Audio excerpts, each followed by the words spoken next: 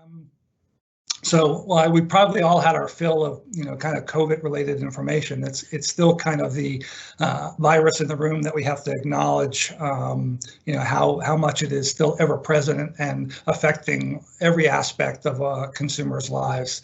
The behaviors, the attitudes that we see consumers demonstrating are still very much mirroring what we see even with cases and hospitalizations, and now with the immunization rollout as well. So we're dealing with a very fluid situation here, and attitudes are changing almost as much as the case and immunization rollout is going on.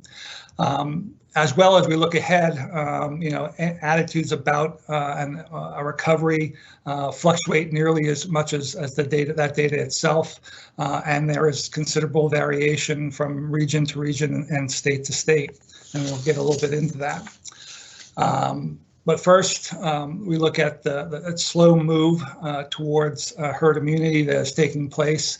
Here we have data from the CDC published in the Wall Street Journal from earlier this month, and we see that approximately 75% of 107 million vaccine doses had been administered by earlier this month. And while there is some debate about how many people will need to be vaccinated, most health experts agree that that figure is going to be at a minimum 70% of the population, and it could be significantly higher. And if you hit the bill that's on here, Dan, that translates into about 248 million people. So those 80.5 million doses is equal to just 16% of the population currently. And the bottom line is that basically, even with a third vaccine now available and increased production ramping up of the existing ones, achieving herd immunity is going to take longer than a lot of people think, and a lot of people would like to see happen as well. And as it happens, it's going to take place in kind of an uneven fashion or with variations across the country, just as the actual outbreak did as well. The data on these two charts compare the distribution and administration of the vaccine in different levels by state. And you can see the differences there with some of the states on the left larger states getting larger amount of the doses, but not distributing them as well as some of the smaller states. And this will most likely continue to be the case. One of the main takeaways we take from this type of data for an advertising or marketing perspective is really, local and regional differences matter. We have to understand the specific and unique conditions within the marketing areas that we operate, and these can vary quite considerably from state to state and even market to market. Shifting over to the economic side of the pandemic's impact on consumers, there are some interesting observations to make. First off, consumer confidence for a speedy recovery, remains tentative, probably at best. Now, on the good side, true pessimism, which is demonstrated by the black bar within this chart, has definitely and steadily shrunk during the second half of 2020, as demonstrated in this data compiled by McKinsey and Company. However, that same data indicates that a sizable portion of the population still believe that it's going to be 6 to 12 months before their own finances improve markedly. And while this data is a little bit dated, a little bit older, McKinsey hasn't put anything out in 2021 yet, it's fairly clear from other sources that an economic recovery is going to be uneven, with numerous stops and starts that may require marketers to be very nimble in their response and flexible as well. Looking at some of that more recent information here, some data from the University of Michigan Consumer Sentiment Survey shows that sentiment did fall in both January and February, and that the personal savings rate also rose to over 20% in January. And that's an indication of ongoing consumer concern about the health of the overall economy. Another concern is that long-term employment remains, elevated, with long-term being those people who've been out of work for 27 weeks or more. On the positive side, another round of stimulus checks is in the process of getting into consumers' hands right now. Some preliminary data for spending in both February and March has turned more positives. And it's also important to know that for consumers who have not been as negatively impacted by the pandemic from a financial standpoint, there is considerable pent-up demand that could explode at any point in 21. And advertisers need to be ready to respond in a timely fashion to when that explosion happens in their particular markets. And as you see here, that fluctuations will be needed to be different region to region and area to area. Conditions vary considerably from state to state, as this data from Morning Consult demonstrates, comparing, again, consumer sentiment in September versus February. Now, it has definitely turned a bit more negative during that time frame, but the main takeaway that we take from this is that things are very different from area to area. We need to act differently.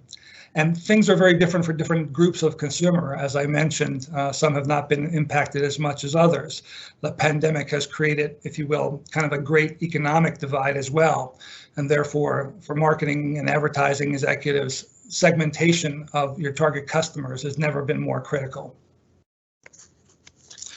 So I'm going to spend the rest of my time dealing with a few lasting consumer behavioral shifts that we've seen. And if you've received and read the agency's Life After Lockdown white paper, which we issued at the end of 2020, these 4 items may look familiar. But as you know, in advertising, frequency can and is a good thing. So that's why they're here again. Moreover, they are 4 consumer trends that are as relevant today as they were back at the end of 2020. Now, I'm not going to spend any time on the first one listed here, the flight to digital or omni-channel.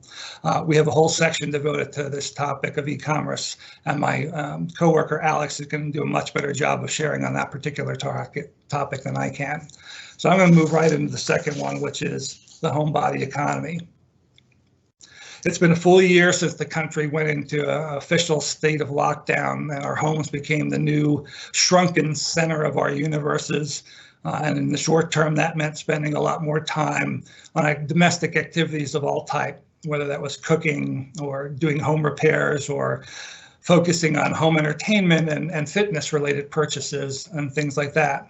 On the longer term, what the homebody economy means is, we anticipate that the work from home share of the population, that is full-time employees operating entirely from home, could triple. And what that means is that with a much larger portion working from home on a permanent basis, marketers need to find ways to engage and have needed to find ways to engage with customers as they work in their home. And these are things like, content marketing and influencers, and my colleagues Becky, Crystal, and Dana are going to talk about that in a little bit. The efforts behind these is to complement and enhance this new type of lifestyle that is taking place at home. And certainly there are behaviors that have changed from a media standpoint at home. I think it's pretty clear that streaming grew tremendously during this period, but people may not be aware how much online gaming had also grown, and the use of social media was very strong and has remained at elevated levels, even as we've kind of drifted more back into a more regular, new regular kind of period. We also have to rethink about how we deal with traditional platforms as well. And just one example of this is within linear television, where daytime viewing has seen quite a resurgence, and it can be very valuable to particular types of advertisers.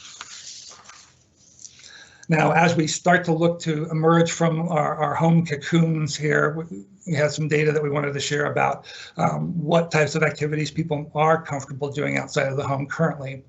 This comes from a study done by Civic Science, and you can see going back to work or shopping in stores, people are very comfortable with. However, on the other end, traveling for vacation and or attending a large public event, people do not feel like they're going to be comfortable doing those types of things for, again, another 6 months or more. A little bit more data from this on the next slide from another source, Engine Insights, looks at a couple of other things, other activities that people are looking or are to do or maybe return to in a post-pandemic kind of world. Things like, again, going to movie theaters or returning to their gyms, using public transportation. And if you can see there by the lighter blue bars, which represent how people will feel about these things in the thinking ahead period, less than half of people feel like that's something that they're going to be comfortable doing even after the pandemic ends. So bottom line is that there's a long, difficult road ahead for businesses in those particular areas and for public transportation to come back. The second major consumer trend that I wanted to spend a little bit of time is the focus that has been shifted to values and essentials when it comes to spending. And as noted here, 40% of consumers have reduced total spend during the pandemic, and many continue to delay purchases of all types. When they do decide to buy, consumers are looking to find values in whatever form that comes. And because value does come in a lot of different forms. Value isn't just price. Value is quality. Experience is also another form of value and has become to be synonymous with that word in the post-COVID world. Convenience, safety being the translation of what those experiences that consumers are most gravitating towards. In general, consumers are spending a lot more time thinking about making purchases, and there are implications for media and advertising because of that. Flighting and scheduling may need to be extended, as well as the fact that consumers are going to interact with multiple media touchpoints during these extended consumer purchase journeys. So we're going to need to properly attribute exposure across these channels in order to develop truly effective media mixes in this post-COVID landscape. Now, the final consumer trend that I wanted to talk about is the shock to loyalty that has occurred. An amazing 76% of consumers have changed stores, brands, or the way they shop as a result of the pandemic. And as a result, every brand, every advertiser is fighting to maintain, regain, or steal that customer loyalty. And depending upon a brand's status or position within their particular category, this can be either a threat or an opportunity, and it can often be both. A byproduct of the shock to loyalty is the fact that there's been a concerted effort made to secure loyalty with the explosion of rewards and or premium loyalty programs. And some we're very much familiar with, like Amazon Prime and others, but there's a burgeoning element of rewards and premium loyalty programs that are crossing all sectors, whether it is pharmacies and shoes or almost any type of retail. And brand perception has never been more important as well, as consumers have gravitated in switching to brands that they know something about or brands that have a purpose that they can relate to as well. So to sum up, some things to remember: recovery timing.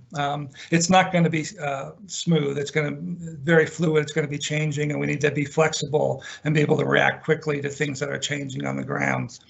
When it comes to geography or area, the circumstances and attitudes of consumers varying so much from market to market. It's critical for agencies and their agency advertiser partners to examine, custom localized approaches in their marketing efforts, because things are not uniform across the country any longer, and certainly not even uniform across states or markets.